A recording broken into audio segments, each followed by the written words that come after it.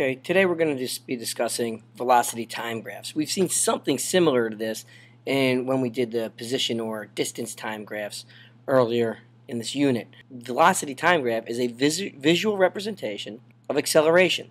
And remember, acceleration is a change in velocity over time. Sometimes you may have positive acceleration, which means there's an increasing velocity. So positive acceleration indicates increasing velocity. And you'll see that here in the first part of the graph, the first 10 seconds. Okay, so in the first 10 seconds, you see that this object is starting at 0 meters per second, over that 10 seconds, its acceleration is increasing, which means it's changing over the entire 10 seconds. And then sometimes you have no acceleration, or zero, okay, zero acceleration.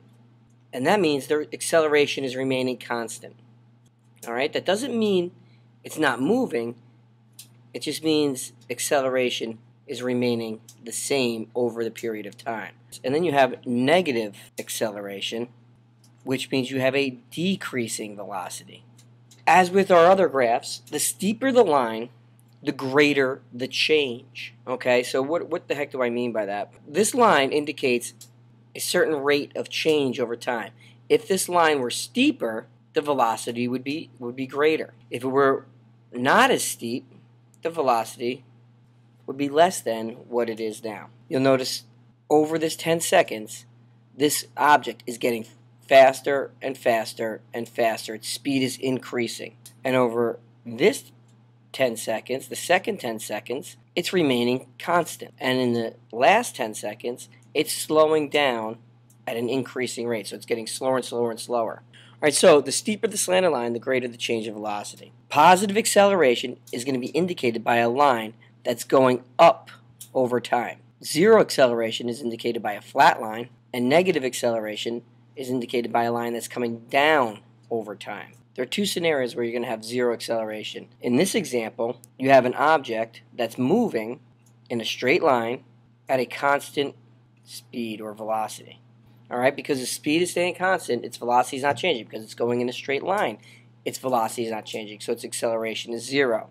On this side, you have an object that's speeding up. So after 1 second, so what that's basically saying is it's accelerating at an uneven rate. When we did the timelines before, we had all the same rates of acceleration in our examples, right? So this would be like in the first second, it might be accelerating at, let's say, 0.5 meters per second. But in the second second, it's increasing at a rate of 1.0 meters per second. So it's accelerating more quickly.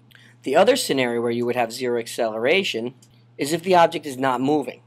All right, if there's no motion, there's no change in velocity. So another object where you'd have zero acceleration is where there's no motion.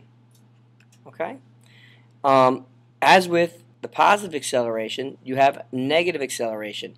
And if it is a slanted line, that means it is changing over time. So in the first half second, you might decelerate, okay, at a rate of 0.5 meters per second. And in the second second, you're decelerating faster. So those are the three different scenarios when we're reading a velocity time graph. You have positive acceleration, zero acceleration, and negative acceleration.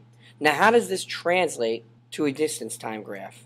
They're going to look slightly different. And if you remember, when we did the distance time graphs, when you had a change in an uneven change in acceleration, you had a curved line. So basically, if this is our 10-second mark, this is our 20-second mark, and this is our 30-second mark. Remember, you have to keep the scale the same all the way across. In the first 10 seconds, you have positive acceleration. So you start at zero, and it's going to be a curved line. It's going to curve until you hit the 10-second mark. And then, at the 10-second mark, you have a change. You have zero acceleration for 10 seconds. So what's going to happen is that line is going to be straight, and I'm going to try and draw it as straight as possible for 10 seconds. And then in the last 10 seconds, you have deceleration, which means it's going to start slowing down. And remember, it's a curved line again. It's curved until it goes flat where it stops. So this is a curved line. So it's almost like an S-looking figure. So it should look something like this. I don't know if you can see it that well there, but it should go something like this: curve up, straight, then curve down. It should look something like this. And this section in between, in the middle, Where the line is straight is where you would have zero acceleration. And that's all it is for today. So hopefully this helps you when you're working on your velocity time graphs. If you have any questions, please come see one of us, and we'd be happy to explain in further detail if you don't understand. Okay? Have a good day.